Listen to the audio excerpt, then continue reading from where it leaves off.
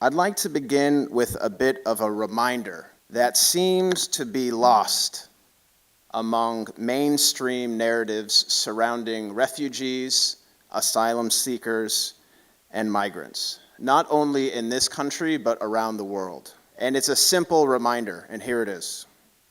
The origins of our shared human story is fundamentally a refugee and migrant story. I'm going to repeat that. The origins of our shared human story is fundamentally a refugee and migrant story. Now consider the following. Adam and Eve, the beginning of it all, were expelled from the Garden of Eden after being tempted by Satan. Abraham fled the persecution of Nimrod, the king of Mesopotamia, and embarked upon a journey to the land of Canaan. Moses and the children of Israel escaped slavery and fled through the Sinai. Mary and Joseph fled Bethlehem with the baby Jesus to avoid the terror of King Herod. And of course, the companions of Prophet Muhammad and Prophet Muhammad himself, peace be with him, journeyed south to Abyssinia and north to Medina to seek refuge from persecution in Mecca. In short, at least from the Abrahamic perspective, we are all spiritually and physically linked to a refugee, an asylum seeker, or a migrant at one time or another throughout history. But I know that each and every single one of you has that refugee story, that asylum seeker story, and that migrant story within you. It's in our DNA. It's in our memories. It's in our souls. It's in our brains. And it's in our hearts.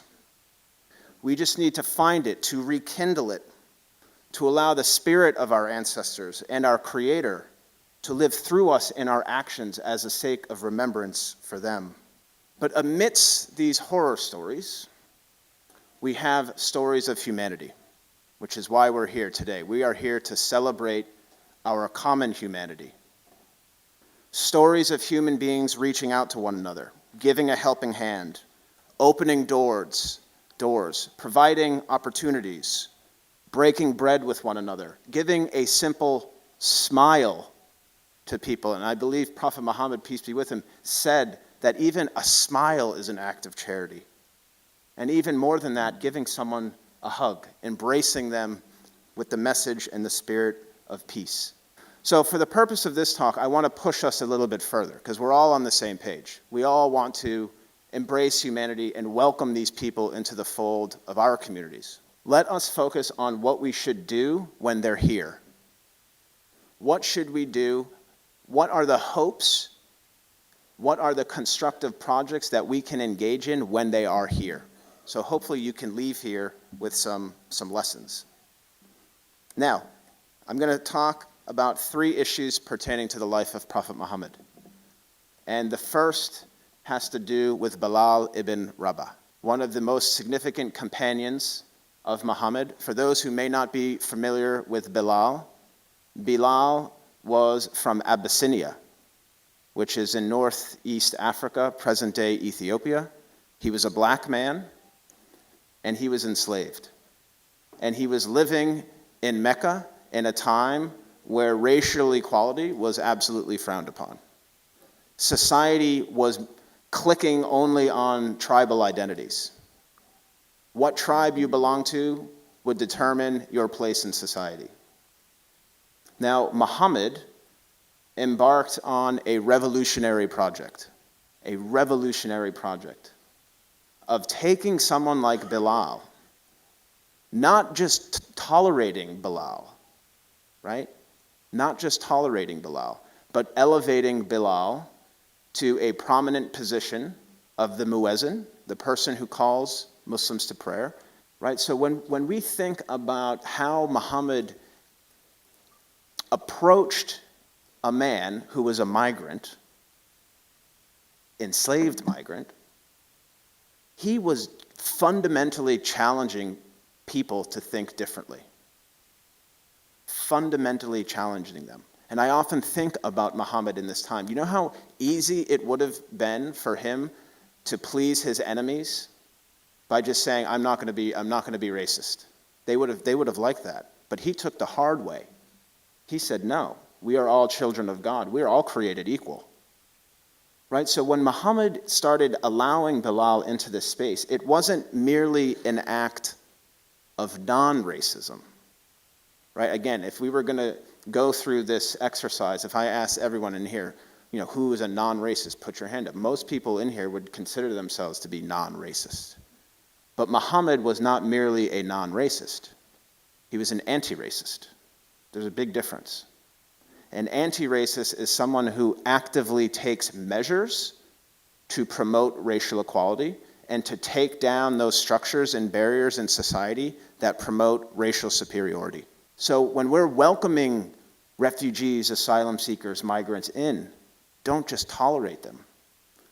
Find ways of empowering them, as Muhammad did with Bilal. The second example, the first hijrah. For those who may not be familiar, the early Muslim community was facing persecution in Mecca, as was noted. Muhammad had learned about a Christian king in Abyssinia, modern-day Ethiopia. And Muhammad likely heard about this wise and tolerant and powerful king because Muhammad, as you know, was a merchant on trade caravans. So Muhammad tells the early Muslim, about 80 early Muslims, go south, go to Abyssinia, go meet with this Christian king. And when the communities came together, it's a beautiful and well-documented historical event. They engaged in a dialogue, getting to know one another. We know that the Abyssinian king tolerated the Christians, but he did more than that. He engaged with them. They were grappling with theology. They were grappling with Christology, the nature of Christ. And I think even more importantly, the Christian king defended the Muslims, literally from going back to Mecca and likely being perhaps put to death. Right? So when we talk about tolerance, tolerance is quite standoffish, is it not? Right? When you tolerate a behavior of one of your loved ones, there's something iffy about it. You tolerate it just because you kind of have to. But pluralism is something different. Pluralism is the energetic engagement with religious diversity. This is the way to create real strong bridges, dialogue with one another, educate one another. This is what happened in Abyssinia. And I know for a lot of younger folks here, you often hear this term ally, right? Be an ally to a community that is in need of allyship. Be there for them. We know the Christian king of Abyssinia was an ally, but he was even more than that. He was an accomplice in a good way. He refused to hand over this community. That's quite powerful. Third example, the second hijrah. When Muhammad and the Muslim community rise up and they move up to Medina. Muhammad had a reputation for being trustworthy, and Medina at the time, as many of you know, was an unhealthy society. Warring factions, tribes coming together, butting heads. Muhammad comes up with another revolutionary idea. Let's create a society where your race, your religion, and your ethnicity will not determine your place in a given society or your sense of belonging. That's revolutionary. And if you think about it, this is also the ideal of America. I mean, look at this room. I have the beauty of looking at all of you, people of all walks of life. What makes us American is obviously not how we look, right? Or our religious beliefs. What makes us American in this context is the Constitution. Muhammad was creating the same type of society. If you look at the Constitution of Medina, it's saying freedom of religion, yes. Freedom of assembly, yes. You can have your sovereignty in a way. You can have all these things. That's a civic nation, not an ethnic nation, right? Not something like the Nazis had done, where your sense of belonging is determined by how you were born. Muhammad was creating something much different, revolutionary, that was challenging. I also want to push the envelope a little bit more as well, and I'm going to quote Pope Francis, someone who I've come to really admire. About 6 months ago, Pope Francis said the following: "Humanity is about all those in existential peripheries who, together with migrants and refugees, are victims of a throwaway culture." Existential peripheries. He's not just saying refugees, asylum seekers, and migrants. He's saying all people who are in our communities who are othered and positioned on the outskirts of our communities. Those are the people. We need to bring all these people into the fold and find ways of uplifting their lives and their spirits. And this idea of a throwaway culture, right? We are literally looking at our fellow human beings as if they're not human, as if they're a piece of plastic that once you're done with, you just throw it away. This is not what God had intended. It can't be what God had intended. Pope Francis continued. And Pope Francis, by the way, is the son of migrants. He grew up in Argentina, but his parents were from Italy. He wanted us to think even more critically. He says, God calls us to practice charity towards the periphery. He calls us to restore their humanity as well as our own, and leave no one behind. Leave no one behind. Imagine if we heeded this call.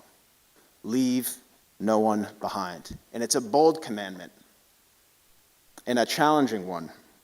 It challenges us to widen our social tents, and it requires us to loosen the boundaries of our communities. It forces us to engage with people who may not look like us, feel like us, think like us, or even share the same values as us. Until we start thinking in these interconnected terms, which is essentially the well-being of one is dependent on the well-being of all, and vice versa, we will continue to be stuck in this tribal atmosphere, which is not only plaguing our country, but it's plaguing the world. Imagine if we started viewing each other as human beings first and foremost. Even the term human being, I must say, I started using it a couple years ago, and when I first started using it, it felt strange. Human beings. If we start using this term before categories like, let me list them, even refugee, asylum seeker, migrant, Muslim, Christian, Jew, atheist, Hindu, Buddhist, black, white, brown, poor, rich. What if we started using terms like mother, father, grandfather, grandmother, son, daughter, aunt, uncle, neighbor, co-worker, teacher, professional? It levels the playing field. Think about how that would change the discourse. How would your hearts and minds shift? Human beings, first and foremost. If we start thinking in these terms, that we are all children of God, but also guests of God. We don't own anything. He provides everything for us. We have to share. We have to work together. If we think of that humanity, and if we think of ourselves as guests, it will be harder to deny people their human dignity, and it will provide people with hope for a better future. It all really does belong to our Creator.